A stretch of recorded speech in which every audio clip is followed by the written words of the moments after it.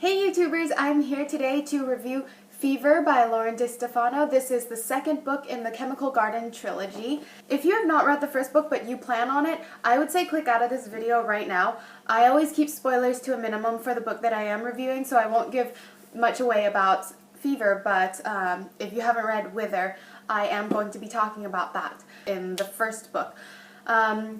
So Ryan was kidnapped and she had two sister wives. They were in this fancy mansion married to Lyndon, and the older one, Jenna, she died, and so Cecily had the baby. Ryan, the whole time she was there, she was planning on getting away, running away with Gabriel, the attendant, who she really loved.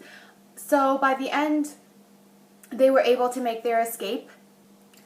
The way the book left off, since they escaped, I knew that they would be going back into the mansion, because if it's the first book and they already escaped and the premise of the story is all about Ryan being married to Lyndon, I knew that if they escaped in the first book, then if they didn't go back into the mansion, then the book could have ended right there. That's the happy ending. The beauty of Wither is that you feel like you have a complete story, whether you read the second or the third book or not.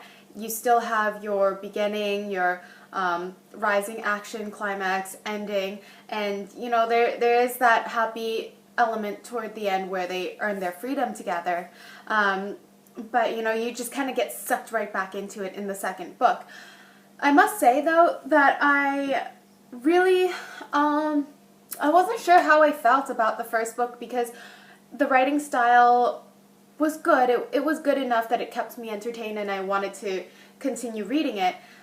But you know how I feel about dystopian novels, it's that it's too realistic in a way. It's kind of scary to think that this could be our future, and a lot of people like dystopian novels for this reason. But for me, I don't want to think about our future as, you know, the world being decimated by genetic engineering or anything else, and where we have these insane rules and laws that the government have enforced, and so I mean, I just don't like, I guess, the world that they live in. It's very depressing and it's just gloomy. It's not the kind of book you want to read to get away from reality. With Fever, we dive right back into the storyline where Wither left off. So Ryan and Gabriel had escaped from Vaughn's mansion, and they're headed toward Manhattan because that's where Ryan is from, and her ultimate goal is to make it back to her twin brother. If you're thinking it's not going to be that easy for Ryan to make it back to Manhattan in one piece with Gabriel, you are correct. There are tons of obstacles that they face, and that's what I like about this book more than the first one, is that there is a constant element of excitement. My cat is out there, so I'm like really distracted. But yes, things just go from bad to worse. And Ryan is hoping that things are going to get uglier before they get better, so that, you know, there is a light at the end of the tunnel. But at this point, it doesn't seem that way.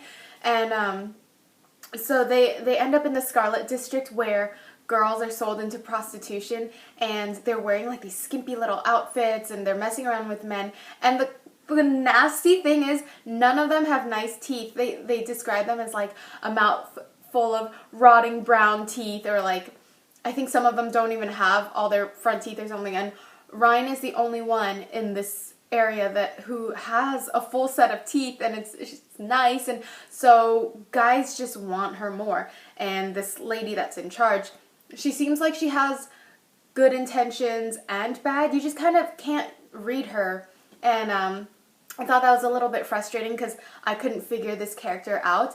And I think, you know, that's the author's purpose, is to try to keep us guessing, because you don't want your characters to be predictable. Step of the way in this journey is a tremendous struggle for Ryan and Gabriel.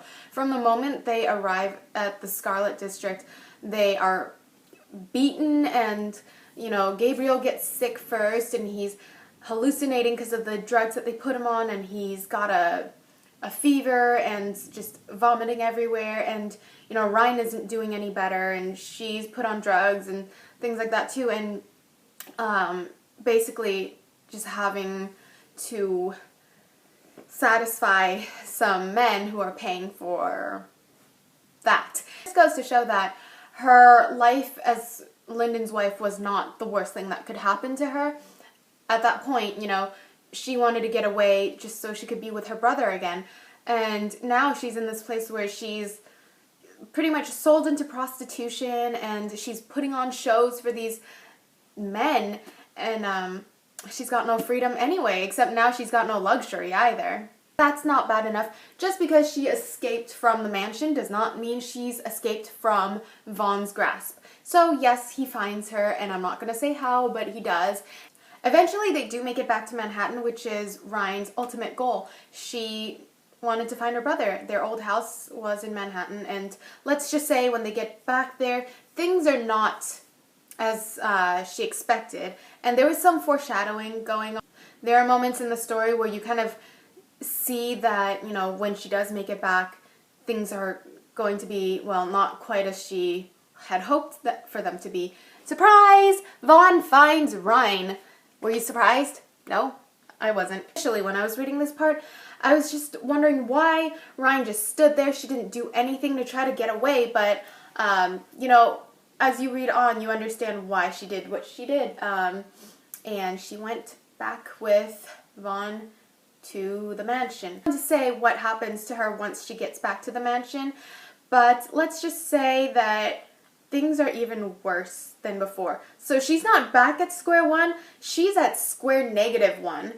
You think things can't get worse for her, and it gets worse. At this point, I don't know where the story is going.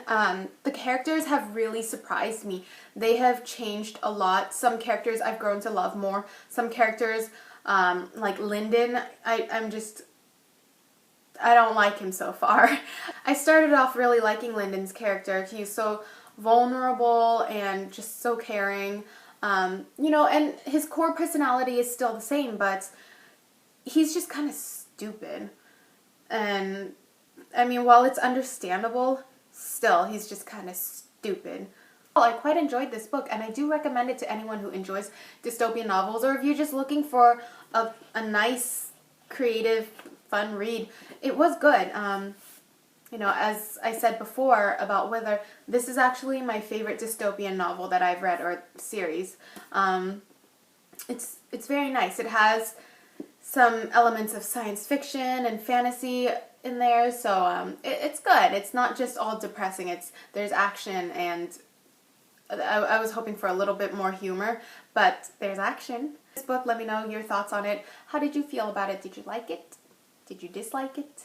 I do plan on finishing off the trilogy real soon. I have the third book, which is Sever, right here. Judging by the title, I assume that she is ending her relationship with somebody.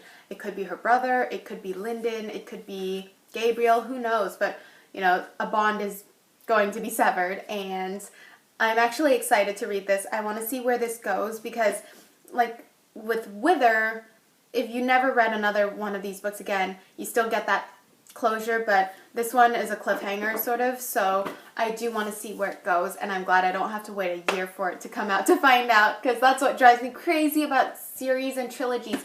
So thank you guys for watching. I will talk to you guys soon. Bye!